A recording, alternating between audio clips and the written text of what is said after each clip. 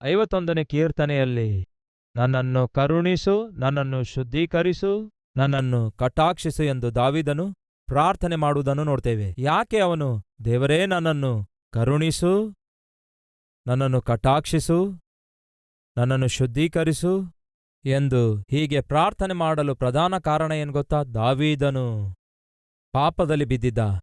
ಎಂತಹ ಸಮಯದಲ್ಲಿ ಅವನು ಪಾಪದಲ್ಲಿ ಬೀಳುತ್ತಾನೆ ಗೊತ್ತಾ? ಅವನು ಯುದ್ಧಕ್ಕೆ ಹೋಗದೇ ಇದ್ರೂ ಕೂಡ ಏನೂ ಪರವಾಗಿಲ್ಲ ಎನ್ನುವಂತಹ ಸ್ಥಿತಿಗೆ ಸೇರಿದಾಗ, ಅಂದರೆ ಅವನ ಪರಿಪಾಲನೆ ಸುಸ್ಥಿರವಾಗಿ ಸಾಗುತ್ತಾ ಇತ್ತು. ಅವನ ಪರಿಪಾಲನೆ ಸುಸ್ಥಿರವಾಗಿ ಸಾಗುತ್ತಿರುವಾಗ, ಅವನ ಪರಿಪಾಲನೆಗೆ ಯಾರೂ ಸಾಟಿಯಿಲ್ಲದಿರುವಾಗ, ಅವನು ಹೋಗಿ ಯುದ್ಧ ಮಾಡಬೇಕಾದಂತಹ ಅವಶ್ಯಕತೆ ಕಾಣದೇ ಇರುವಾಗ ಅವನು ಪಾಪದಲ್ಲಿ ಬೀಳುತ್ತಾನೆ. ಅಂದರೆ ಸಹೋದರ ಸಹೋದರಿಯರೇ, ದಯವಿಟ್ಟು ಗಮನಿಸಿ, ಸುಸ್ಥಿರವಾದಂತಹ ಜೀವಿತವನ್ನು ಅನುಭವಿಸುವಂತಹ ವ್ಯಕ್ತಿಗೆ ಆನಂದ ಅನುಗ್ರಹಿಸುತ್ತದೆ. ಆದರೆ ಆತ್ಮಿಕತೆಯ ವಿಷಯದಲ್ಲಿ ಶ್ರದ್ಧೆ ವಹಿಸದೇ ಇರುವುದಾದರೆ ಆ ಸುಸ್ಥಿರವಾದ ಜೀವಿತ ಶ್ರಮೆಗೆ ಗುರಿಪಡಿಸುತ್ತದೆ. ಆ ಸುಸ್ಥಿರವಾದಂತಹ ಜೀವಿತ ಪ್ರಮಾದಕ್ಕೆ ದಾರಿ ತೆರೆಯುತ್ತೆ. ನನ್ನ ಮಾತು ನಿಮಗೆ ಅರ್ಥವಾಯ್ತಾ? ಪ್ರತಿಯೊಬ್ಬರಿಗಿರುವ ಆಸೆ ಏನೆಂದರೆ, ನನ್ನ ಜೀವಿತ ಸ್ಥಿರಗೊಳ್ಳಬೇಕು, ನಾನು ಉದ್ಯೋಗದಲ್ಲಿ ಸ್ಥಿರಗೊಳ್ಳಬೇಕು, ವ್ಯಾಪಾರದಲ್ಲಿ ಸ್ಥಿರಗೊಳ್ಳಬೇಕು, ನನ್ನ ಕುಟುಂಬ ಸ್ಥಿರಗೊಳ್ಳಬೇಕು, ನನ್ನ ಜೀವಿತ ಸ್ಥಿರಗೊಳ್ಳಬೇಕು, ಆರ್ಥಿಕವಾಗಿ ಸ್ಥಿರಗೊಳ್ಳಬೇಕು. ಸ್ಥಿರಗೊಳ್ಳಬೇಕು ಎನ್ನುವುದು ಪ್ರತಿಯೊಬ್ಬರಿಗಿರುವ ಆಸೆಯಾಗಿದೆ, ಪ್ರತಿಯೊಬ್ಬರೂ ಕೋರುತ್ತಿರುವಂತಹ ಕೋರಿಕೆಯಾಗಿದೆ.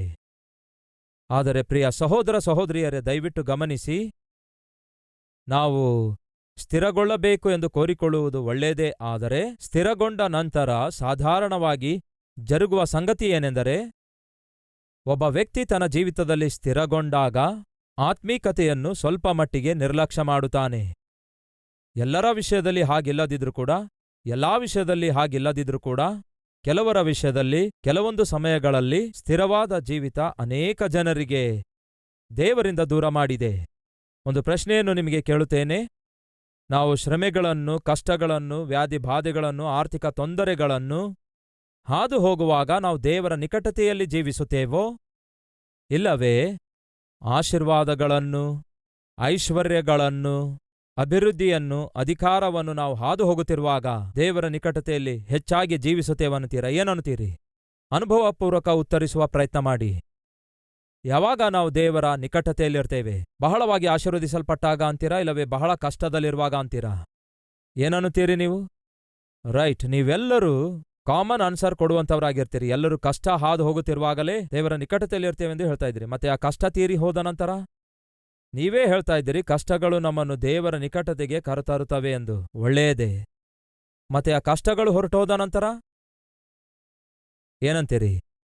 ಗಂಡ ಹೆಂಡತಿ ದಾರಿಯಲ್ಲಿ ಹೋಗ್ತಿದ್ದಾರಂದ್ಕೊಳ್ಳಿ. ಹೋಗ್ತಿರುವಾಗ ಮಳೆ ಬರುವ ಸಂಭವ ಇತ್ತು, ಅಂದ್ರೆ ವಾತಾವರಣ ಸರಿಯಾಗಿರ್ಲಿಲ್ಲ. ಆಗ ಗಂಡ ಮುಂದಾಲೋಚನೆ ಉಳ್ಳವನಾಗಿ ಮಳೆ ಬರುವ ಹಾಗಿದೆ ಅಂದ್ಕೊಂಡು ಕೊಡೆ ತಕೊಂಡು ಬರ್ತಾನೆ. ಸಾಧಾರಣವಾಗಿ ಗಂಡ ಹೆಂಡತಿ ದಾರಿಯಲ್ಲಿ ನಡ್ಕೊಂಡು ಹೋಗುವಾಗ ಗಂಡ 10 ಹೆಜ್ಜೆ ಮುಂದೆ ಇರ್ತಾನೆ, ಹೆಂಡತಿಯೇನೋ ಹಿಂದೆ ಬರ್ತಾಳೆ. ಎಲ್ಲಿ ಹತ್ರ ಬರ್ತಾಳಂದ್ಕೊಂಡು ಗಂಡ ಸ್ವಲ್ಪ ಸ್ಪೀಡಾಗಿ ಹೋಗ್ತಾನೆ. ಸ್ವಲ್ಪ ಇರ್ರಿ, ನಾನು ಬರ್ತೇನೆ ಅಂದಾಗ ಬಾ ಮುದುಕಿ ಅಂತೆ ಬಾ ಅನ್ನುತ್ತಾನೆ. ಹಾಗೆ ಹೇಳಿ ತನ್ನ ಪಾಡಿಗೆ ಮುಂದೆ ಹೋಗ್ತಾ ಇರ್ತಾನೆ. ಆದರೆ ದಯವಿಟ್ಟು ಗಮನಿಸಿ, ಆಗ ಸಡನ್ನಾಗಿ ಮಳೆ ಬಂದಿದೆ ಅಂದ್ಕೊಳ್ಳಿ. ಆಗ ಈ ಗಂಡ ಏನ್ ಮಾಡ್ತಾನೆ? ಕೊಡೆ ಬಿಚ್ಚಿ ಹಿಡ್ಕೊಳ್ತಾನೆ. ಹೆಂಡತಿ ಏನ್ ಮಾಡ್ತಾಳೆ? ಆ ಕೊಡೆಯ ಕೆಳಗೆ ಬರ್ತಾಳೆ. ಈಗ ಆ ಮಳೆ ಇವರಿಬ್ಬರನ್ನು ಏನ್ ಮಾಡಿತು? ಹತ್ತಿರಕ್ಕೆ ಸೇರಿಸಿತು. ಹೀಗೆ ಅವರಿಬ್ಬರನ್ನು ಹತ್ತಿರಕ್ಕೆ ಸೇರಿಸಿದ್ದು ಯಾವುದು? ಒಬ್ಬರ ಮೇಲೊಬ್ಬರಿಗಿರುವಂತಹ ಪ್ರೀತಿ, ಅನುರಾಗ, ಅನುಬಂಧ ಅಂತೀರಾ, ಇಲ್ಲವೇ ಮಳೆ ಅಂತೀರಾ? ಏನಂತೀರಿ ನೀವು? ನಿಮ್ಮಲ್ಲಿ ಕೆಲವರು ಅಂದ್ಕೊಳ್ತಿರ್ಬೋದು, ಈ ದಿನ ಮಳೆ ಬಿದ್ರೆ ಎಷ್ಟು ಚೆನ್ನಾಗಿರುತ್ತೆ ಎಂದು. ಯಾಕೆ? ಎದಕ್ಕಾಗಿ? ಕನಿಷ್ಠ ಆ ರೀತಿಯಾಗಾದ್ರೂ ನನ್ನ ಗಂಡ ಹತ್ತಿರಕ್ಕೆ ಬರ್ತಾನೆ, ಹೆಂಡತಿ ಹತ್ತಿರಕ್ಕೆ ಬರ್ತಾಳೆ ಎಂದು ನೀವು ಯೋಚಿಸಿಕೊಳ್ತಿರಬಹುದು. ದಯವಿಟ್ಟು ಗಮನಿಸಿ, ಅವರು ಅಷ್ಟು ನಿಕಟತೆಯಲ್ಲಿ ನಡೆಯುವುದಕ್ಕಾಗಿ ಕಾರಣ ಅವರಲ್ಲಿರುವಂತಹ ಪ್ರೀತಿ, ಅವರಲ್ಲಿರುವ ಅನುರಾಗವಲ್ಲ. ಅವರು ನಿಕಟಗೊಳ್ಳಲು ಕಾರಣವೇನೆಂದರೆ ಪರಿಸ್ಥಿತಿ ಅವರನ್ನು ನಿಕಟಗೊಳಿಸಿತು. ಮಳೆ ಬಂದಿದ್ದಕ್ಕೆ ಅವರು ನಿಕಟಗೊಳ್ತಾರೆ. ಮಳೆ ಒಂದು ವೇಳೆ ಬರದೇ ಇದ್ರೆ, ಕೊಡೆ ಏನಾದರೂ ಮುಚ್ಚಿಡುವುದಾದ್ರೆ ಮತ್ತೆ 10 ಹೆಜ್ಜೆ ಮುಂದೆ ಹೋಗ್ತಾನೆ ಗಂಡ, ಮತ್ತೆ 10 ಹೆಜ್ಜೆ ಹಿಂದೆ ಬೀಳ್ತಾಳೆ ಹೆಂಡತಿ. ನನ್ನ ಪ್ರಶ್ನೆ ಏನೆಂದರೆ, ಇವರು ಒಬ್ಬರಿಗೊಬ್ಬರು ಬಹು ನಿಕಟತೆಯಲ್ಲಿ ಸೇರುವುದಕ್ಕೆ ಪ್ರಧಾನ ಕಾರಣ ಅವರ ಪ್ರೀತಿಯಲ್ಲ, ಮತ್ತೇನು? ಪರಿಸ್ಥಿತಿಯಾಗಿದೆ. ಪರಿಸ್ಥಿತಿಗನುಗುಣವಾಗಿ ನಾವು ದೇವರ ನಿಕಟತೆಗೆ ಸೇರುವುದಾದರೆ, ಪರಿಸ್ಥಿತಿಗಳು ಸುಧಾರಿಸಿಕೊಂಡ ನಂತರ ನಾವು ದೇವರಿಂದ ದೂರ ಹೊರಟು ಹೋಗುತ್ತೇವೆ. ಹಾಗಾಗಿ ಸ್ವಲ್ಪ ಹೊತ್ತು ಮುಂಚೆ ನೀವೆಲ್ಲರೂ ಒಂದು ಉತ್ತರ ಕೊಟ್ಟಿದ್ದೀರಿ. ಅದೇನೆಂದರೆ, ಕಷ್ಟಗಳನ್ನು ಹಾದು ಹೋಗುವಾಗಲೇ ನಾವೆಲ್ಲರೂ ದೇವರ ನಿಕಟತೆಗೆ ಸೇರುತ್ತೇವೆ ಎಂದು ಹೇಳಿದ್ದೀರಲ್ಲವೇ?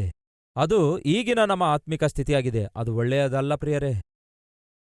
ಯಾಕೆಂದರೆ ಈಗ ತಾನೇ ಹೇಳಿದ್ದೇನಲ್ಲವೇ, ಮಳೆ ಏನ್ ಮಾಡಿತ್ತು? ಗಂಡ ಹೆಂಡತಿಯರಿಬ್ಬರಿಗೂ ಒಂದು ಕೊಡೆ ಕೆಳಗಡೆ ತಂದಿತ್ತು. ಆ ಮಳೆ ಏನಾದರೂ ನಿಂತೋದ್ರೆ ಗಂಡ ಹೆಂಡತಿ ಬೇರೆ ಬೇರೆಯಾಗಿ ನಡೆಯುತ್ತಾರೆ. ಅವರು ಹೇಗೆ ನಿಕಟವಾದ್ರು ಗೊತ್ತಾ? ಮಳೆಯ ನಿಮಿತ್ತ ನಿಕಟವಾದ್ರು. ಆ ಮಳೆ ನಿಂತೋದ್ರೆ ಮತ್ತೆ ದೂರವಾಗ್ತಾರೆ. ಕಷ್ಟ ಬಂದಾಗ ನಾವು ದೇವರ ನಿಕಟತೆಗೆ ಬರ್ತೇವೆ, ದೇವರ ಹತ್ತಿರಕ್ಕೆ ಸೇರ್ತೇವೆ. ಕಷ್ಟ ತೀರಿ ಹೋದ್ರೆ ದೇವರಿಂದ ದೂರವಾಗ್ತೇವೆ. ಇದು ಒಳ್ಳೆಯ ಆತ್ಮೀಕ ಲಕ್ಷಣವಲ್ಲ. ದಾವೀದನು ಪರಿಪಾಲನೆ ಮಾಡುವಂತಹ ದಿನಮಾನಗಳಲ್ಲಿ ಯಾವುದೇ ದೇಶದ ವಿರುದ್ಧ ಯುದ್ಧಕ್ಕೆ ಹೋಗುವುದಾದರೆ ಆ ದೇಶದ ವಿರುದ್ಧ ಜಯ ಸಾಧಿಸಿ ಬರ್ತಿದ್ದ. ಈಗ ದಾವೀದನು ಯುದ್ಧಕ್ಕೆ ಹೋಗದಿದ್ರೂ ಕೂಡ ಜಯ ಅವನಿಗೆ ಒದಗುತ್ತಾ ಇತ್ತು. ಎಲ್ಲದರಲ್ಲೂ ಗೆಲ್ಲುತ್ತಿದ್ದ.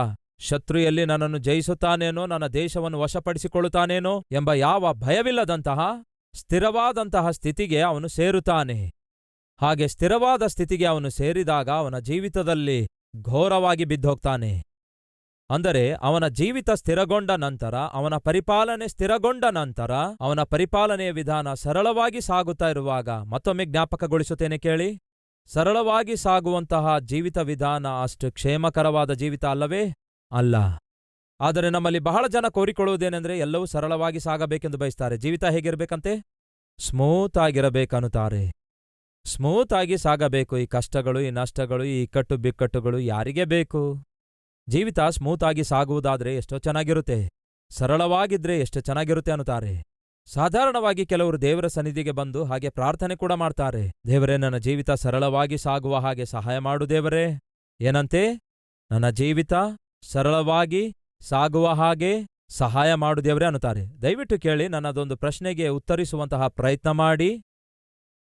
ಸಾಧಾರಣವಾಗಿ ನಾವು ಸ್ಮೂತ್ ಆಗಿರುವ ರೋಡ್ ಮೇಲೆ ನಡೆಯುವಾಗ ಜಾರಿ ಬೀಳುತ್ತೇವೋ, ಇಲ್ಲವೇ ತಗ್ಗುಗಳಿರುವ ರೋಡ್ ಮೇಲೆ ಜಾರಿ ಬೀಳುತ್ತೇವೋ? ಏನಂತೀರಿ ನೀವು? ಜಾರಿ ಬೀಳುವಂತಹ ಒಂದು ದಾರಿ ಯಾವ ರೀತಿಯಾಗಿರುತ್ತೆ ಹೇಳಿ? ಸ್ಮೂತ್ ಆಗಿರುವ ದಾರಿಯಲ್ಲಿ ಜಾರಿ ಬೀಳುತ್ತೇವೋ, ಇಲ್ಲವೇ ತಗ್ಗುಗಳಿರುವ ದಾರಿಯಲ್ಲಿ ಜಾರಿ ಬೀಳುತ್ತೇವೋ? ಸ್ಮೂತ್ ದಾರಿಯಲ್ಲೋ? ಹೌದೋ? ಹಾಗಾದ್ರೆ ಈಗ ಜಾರಿ ಬೀಳುವ ಮಾರ್ಗ ಯಾವುದಾಗಿದೆ?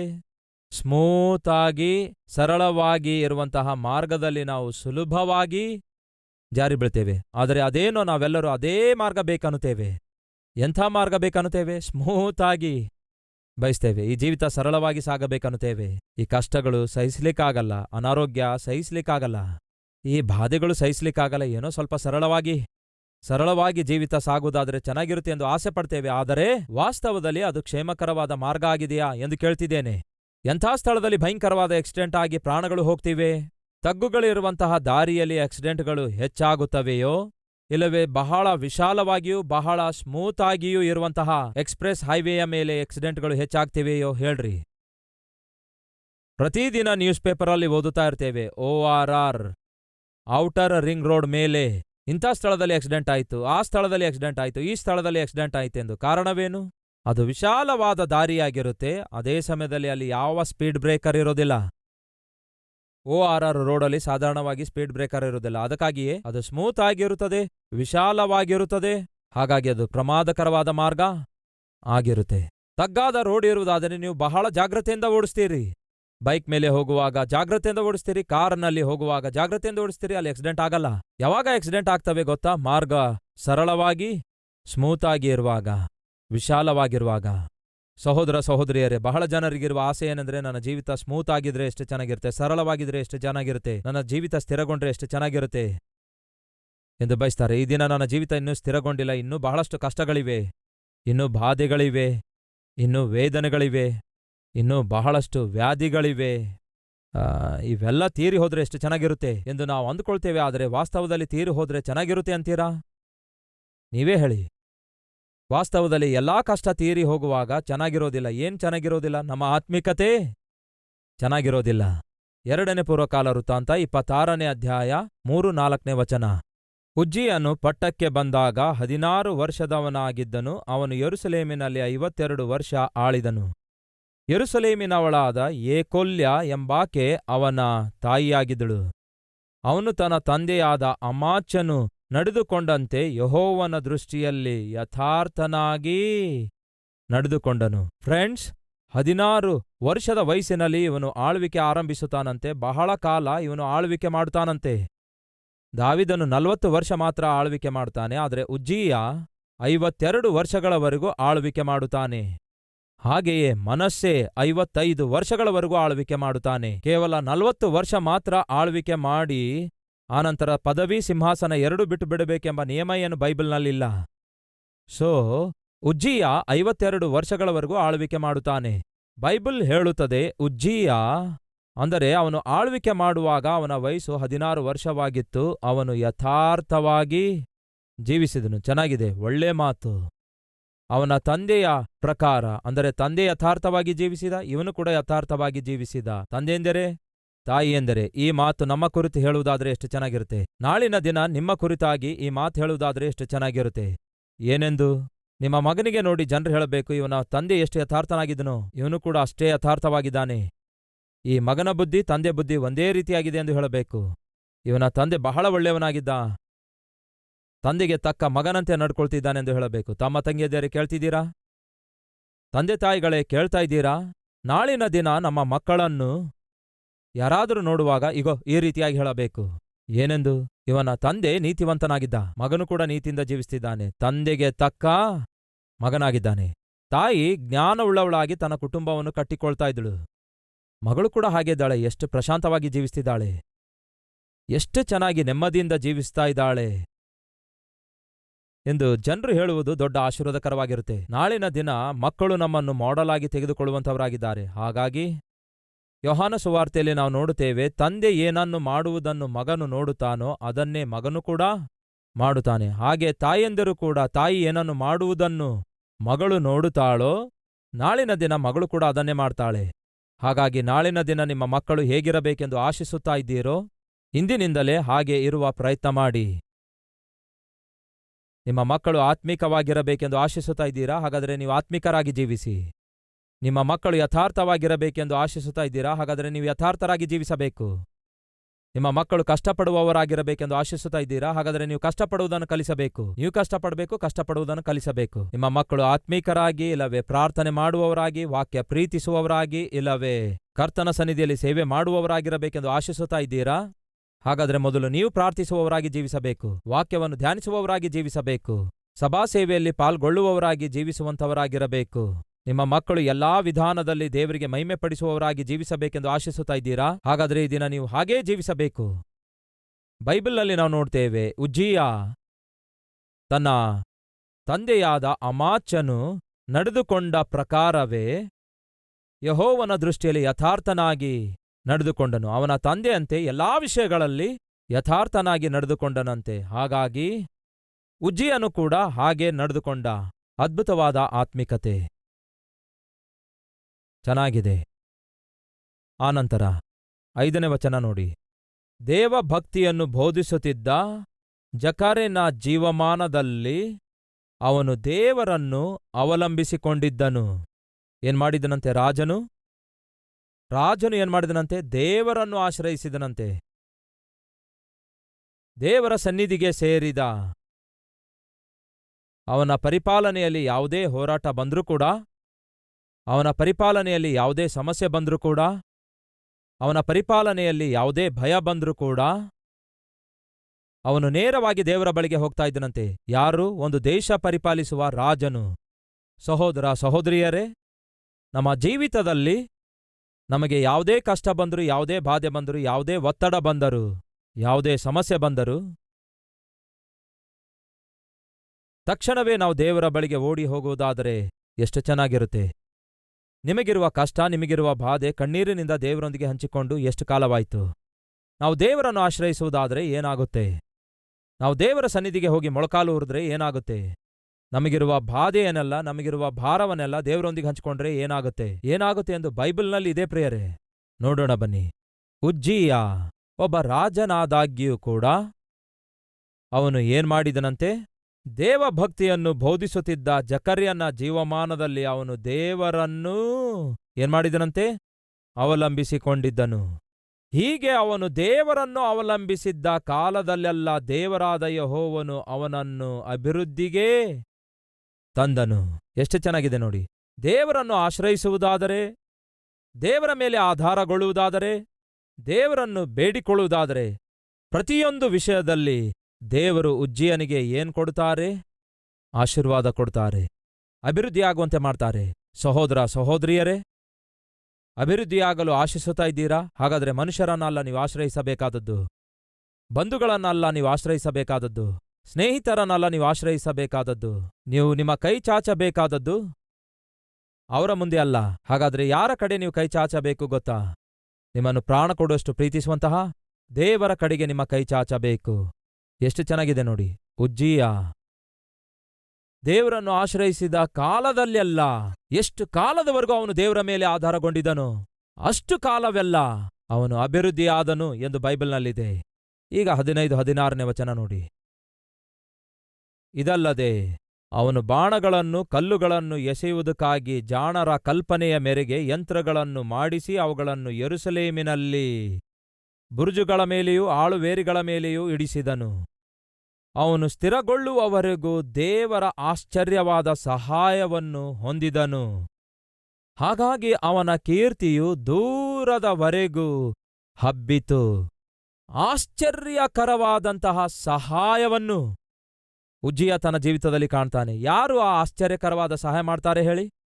ಯಾವ ದೇವರನ್ನು ಅವನು ಆಶ್ರಯಿಸುತ್ತಾನೋ ಆ ದೇವರೇ ಅಲ್ಲವೋ ಅವನಿಗೆ ಸಹಾಯವನ್ನು, ಆಶ್ಚರ್ಯಕರವಾದ ಸಹಾಯವನ್ನು ಕಳಿಸಿದ್ದು. ಹೀಗೆ ಆಶ್ಚರ್ಯಕರವಾದ ಸಹಾಯವನ್ನು ದೇವರು ಕಳಿಸಿಕೊಡುವುದರಿಂದ ಅವನ ಪರಿಪಾಲನೆ ಏನಾಯ್ತೆಂದರೆ ಏನಾಗುತ್ತೆ? ಸ್ಥಿರಗೊಳ್ಳುತ್ತೆ. ಅವನು ಸ್ಥಿರಗೊಳ್ಳುವವರೆಗೂ ಆಶ್ಚರ್ಯಕರವಾದಂತಹ ಸಹಾಯವು ಅವನಿಗೆ ಒದಗಿಸಲ್ಪಟ್ಟದ್ದರಿಂದ ಅವನ ಹೆಸರು ದೂರದವರೆಗೂ ಕೂಡ ಹಬ್ಬಿತು. ಪ್ರಾರ್ಥನೆಯಿಂದ ತನ್ನ ಆಳ್ವಿಕೆಯನ್ನು ಪ್ರಾರಂಭಿಸುತ್ತಾನೆ. ದೇವರ ಮೇಲೆಯೇ ಆಧಾರಗೊಂಡು ತನ್ನ ಆಳ್ವಿಕೆಯನ್ನು ಮುಂದುವರಿಸುತ್ತಾನೆ. ಈಗ ಅವನ ಆಳ್ವಿಕೆಯ ವಿಧಾನವು ಸ್ಥಿರಗೊಂಡಿತು. ಅವನ ಹೆಸರು, ಪ್ರಖ್ಯಾತಿ, ಅವನ ಘನತೆ ಎಲ್ಲರಿಗೂ ಕೂಡ ಗೊತ್ತಾಯ್ತು. ಸ್ಥಿರಗೊಂಡ ಪ್ರಿಯರೇ, ಬಹಳ ಸಂತೋಷ. ಈ ದಿನ ನಮ್ಮ ಮಧ್ಯೆ ಯಾರಾದರೂ ಇದ್ದೀರಾ? ನಾನು ಸ್ಥಿರಗೊಳ್ಳಬೇಕೆಂದು ಕೋರ್ತಿದ್ದೇನೆನ್ನುವರು? ಹಾಗಾದರೆ ಕೇಳಿ. ಸ್ಥಿರಗೊಳ್ಳುವುದೇನೋ ಒಳ್ಳೆಯದೇ, ಆದರೆ ಸ್ಥಿರಗೊಂಡ ನಂತರ ನೀವು ಹೊಂದಿಕೊಳ್ಳುವಂತಹ ಆಶೀರ್ವಾದಗಳನ್ನು ಆಧಾರ ಮಾಡಿಕೊಂಡು, ಹೊಂದಿಕೊಳ್ಳುವ ಐಶ್ವರ್ಯವನ್ನು ಆಧಾರ ಮಾಡಿಕೊಂಡು, ಅಧಿಕಾರವನ್ನು ಆಧಾರ ಮಾಡಿಕೊಂಡು ಆತ್ಮೀಕತೆಯನ್ನು ಹಾಳು ಮಾಡಿಕೊಂಡ್ರೆ ಹೇಗೆ? ಆ ದೇವರಿಂದ ದೂರ ಜೀವಿಸುವುದಾದ್ರೆ ಹೇಗೆ? ಅದು ಎಷ್ಟು ಪ್ರಮಾದವೆಂದು ಗೊತ್ತಾ? ಮುಂದೆ ನೋಡಿ, 16ನೇ ವಚನ ಮೇಲಿನ ಭಾಗ ಓದುತ್ತಿದ್ದೇನೆ. ಅವನಿಗೆ ಆಶ್ಚರ್ಯಕರವಾದ ಸಹಾಯ ದೊರಕಿರುವುದರಿಂದ ಅವನ ಕೀರ್ತಿಯು ದೂರದವರೆಗೂ ಹಬ್ಬಿತು. ಆದರೆ ಅವನು ಸ್ಥಿರಗೊಂಡ ನಂತರ ಅವನು ತನ್ನ ಮನಸ್ಸಿನಲ್ಲಿ ಗರ್ವಿಷ್ಠನಾಗಿ ಭ್ರಷ್ಟನಾದನು. ಅದು ಪ್ರಿಯರೇ ಪ್ರಮಾದ ಅಂದ್ರೆ. ಆತ್ಮಿಕನಲ್ಲವೋ? ಆತ್ಮಿಕನೇ. ಪ್ರಾರ್ಥಿಸುವವನಲ್ಲವೋ? ಪ್ರಾರ್ಥಿಸುವವನೇ. ದೇವರೊಂದಿಗೆ ಕನೆಕ್ಷನ್ ಇಲ್ಲವೋ? ಕನೆಕ್ಷನ್ ಇದೆ. ಆಶ್ಚರ್ಯಕಾರ ತನ್ನ ಜೀವಿತದಲ್ಲಿ ನೋಡಲಿಲ್ಲವೋ? ಬಹಳಷ್ಟು ನೋಡಿದ. ಸ್ಥಿರಗೊಂಡಿಲ್ಲವೋ? ಸ್ಥಿರಗೊಂಡ. ಮತ್ತೇನಾಯ್ತು? ಸ್ಥಿರಗೊಂಡ ನಂತರ ಅವನು ಗರ್ವಿಷ್ಠನಾಗಿ, ಏನಂತೆ? ಗರ್ವಿಷ್ಠನಾಗಿ ಭ್ರಷ್ಟನಾದನು. ಕೆಟ್ಟು ಹೋದ ಪ್ರಿಯರೇ, ದುರದೃಷ್ಟವಲ್ಲವೋ? ಅದಕ್ಕಾಗಿಯೇ ಸಹೋದರ ಸಹೋದರಿಯರೇ, ನಾವು ಪ್ರಾರ್ಥನೆ ಮಾಡುತ್ತಿರುವಾಗ ಕರ್ತನೇ ಏನೆಂದು ಪ್ರಾರ್ಥಿಸಬೇಕು ಹೇಳಿ? ದೇವರೇ, ನನಗೆ ಈ ಕಷ್ಟಗಳು, ಈ ಬಾಧೆಗಳು, ಈ ವ್ಯಾಧಿಗಳು, ಈ ಇಕ್ಕಟ್ಟುಗಳು, ಬಿಕ್ಕಟ್ಟುಗಳು ಬೇಡ ದೇವರೇ. ನನ್ನ ಜೀವಿತ ಸ್ಥಿರಪಡಿಸು ದೇವರೇ. ನನ್ನ ಜೀವಿತ ಸರಳವಾಗಿ ಸಾಗಬೇಕು. ಏನೆಂದು ಪ್ರಾರ್ಥಿಸ್ತಾರೆ? ಸರಳವಾಗಿ ಸಾಗಬೇಕು ದೇವರೇ, ಸ್ಮೂತಾಗಿ ಸಾಗಬೇಕೆಂದು ಪ್ರಾರ್ಥನೆ ಮಾಡುವುದು ಅದು ಒಳ್ಳೆಯದೇ ಅಂತೀರಾ? ಕೇಳ್ತಿದ್ದೇನೆ, ತಪ್ಪು ಎಂದು ಹೇಳ್ತಾ ಇಲ್ಲ. ಆದರೆ ಒಂದು ಮಾತ್ರ ವಾಸ್ತವ, ನೀವು ಸ್ಥಿರಗೊಂಡ ನಂತರ ದೇವರೊಂದಿಗಿನ ಕನೆಕ್ಷನ್ ನೀವು ಕಾಪಾಡಿಕೊಳ್ಳದೇ ಇರುವುದಾದರೆ ಖಂಡಿತವಾಗಿ ನಷ್ಟ ಹೋಗ್ತೀರಿ. ಎಷ್ಟು ನಷ್ಟ ಹೋದನು ಗೊತ್ತಾ ಉಜ್ಜೀಯ? ವಾಸಿಯಾಗದ ರೋಗದಿಂದ ಸತ್ತು ಹೋದ ಪ್ರಿಯರೇ. ಸ್ಥಿರಗೊಳ್ಳುವುದು ತಪ್ಪಲ್ಲ, ಆದರೆ ಸ್ಥಿರಗೊಂಡ ನಂತರ ದೇವರಿಂದ ದೂರವಾಗುವುದು ಮಾತ್ರ. ಬನ್ನಿ, ಈ ಸಮಯದಲ್ಲಿ ಪ್ರಾರ್ಥನೆ ಮಾಡೋಣ. ಪ್ರತಿಯೊಬ್ಬರೂ ಪ್ರಾರ್ಥನೆಯಲ್ಲಿ ಐಕ್ಯವಾಗಿರಿ.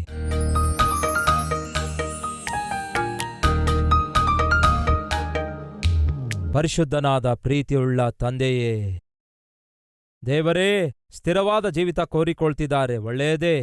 ಆದರೆ ಸ್ಥಿರಗೊಂಡ ನಂತರ ನಾವು ಒಂದು ವೇಳೆ ನಿನ್ನನ್ನು ಕಳೆದುಕೊಳ್ಳುವ ಪರಿಸ್ಥಿತಿ ನಮಗೆದುರಾಗುವುದಾದರೆ ನಮಗೆ ಅಂಥ ಜೀವಿತ ಬೇಡ ದೇವರೇ. ಆಶೀರ್ವಾದವನ್ನು ಕೋರುತ್ತಿದ್ದೇವೆ, ಆರೋಗ್ಯವನ್ನು ಕೋರುತ್ತಿದ್ದೇವೆ, ಆರ್ಥಿಕ ಬಲವನ್ನು ಕೋರುತ್ತಿದ್ದೇವೆ, ಏನೇನೋ ಕೋರಿಕೊಳ್ತಿದ್ದೇವೆ. ಆದರೆ ಅವುಗಳನ್ನು ಹೊಂದಿಕೊಂಡ ನಂತರ ನಿಮ್ಮೊಂದಿಗಿರುವಂತಹ ಸತ್ಸಂಬಂಧ, ಅನ್ಯೋನ್ಯತೆ, ಸಹವಾಸ ಕಳೆದುಕೊಳ್ಳುವ ಬುದ್ಧಿ ನಮಗಿರುವುದಾದರೆ ದೇವರೇ, ಅದು ನಮಗೆ ಒಳ್ಳೆಯದಲ್ಲಪ್ಪ. ಅವಶ್ಯಕತೆ ತೀರಿಸಿಕೊಳ್ಳುವುದಕ್ಕಾಗಿ ನಿನ್ನ ಸನ್ನಿಧಿಗೆ ಬರುವವರಾಗಿರಬಾರದು. ನಿಮ್ಮ ಸನ್ನಿಧಿಯಲ್ಲಿ ನಿಮ್ಮ ಮಕ್ಕಳಾಗಿ ಬಂದು ನಿಮ್ಮನ್ನು ಆರಾಧಿಸಬೇಕು, ನಿಮ್ಮ ಸನ್ನಿಧಿಯನ್ನು ಅನುಭವಿಸಬೇಕು, ಅದನ್ನು ಸವಿಯಬೇಕು, ನಿಮ್ಮನ್ನು ಕೀರ್ತಿಸಬೇಕು, ನಿಮ್ಮನ್ನು ಘನಪಡಿಸಬೇಕು, ನಮ್ಮ ಲೋಪಗಳನ್ನು ಗ್ರಹಿಸಬೇಕು, ನಿಮ್ಮ ಸ್ವರೂಪವನ್ನು ಧರಿಸಿಕೊಳ್ಳಬೇಕು, ನಿಮ್ಮ ಪ್ರೀತಿಯನ್ನು ಈ ಲೋಕಕ್ಕೆ ಹಂಚಿಕೊಡಬೇಕು. ಅಂತಹ ಜೀವಿತ ನಮಗೂ ದಯಪಾಲಿಸಿರಿ. ಉಜ್ಜಿಯ ಹೊಂದಿಕೊಂಡಿರುವ ಗರ್ವವಾಗಲಿ, ಸೊಲೊಮೋನನು ಹೊಂದಿಕೊಂಡಿರುವ ಕಾಮವಾಗಲಿ, ದಾವೀದನು ಹೊಂದಿಕೊಂಡಿರುವಂತಹ ದೇವರೇ ಅಪವಿತ್ರತೆಯಾಗಲಿ ನಮ್ಮೊಳಗೆ ಬರದಂತೆ ಸಹಾಯ ಮಾಡಿರಿ. ನಿಮ್ಮ ನೀತಿಯನ್ನು, ನಿಮ್ಮ ರಾಜ್ಯವನ್ನು ನಿತ್ಯವೂ ಹುಡುಕುವ ಕೃಪೆ ನಮ್ಮೆಲ್ಲರಿಗೂ ದಯಪಾಲಿಸಿರೆಂದು ಯೇಸುವಿನ ನಾಮದಲ್ಲಿ ಬೇಡಿ ಹೊಂದಿದ್ದೇವೆ ತಂದೆಯೇ, ಆಮೇನ್.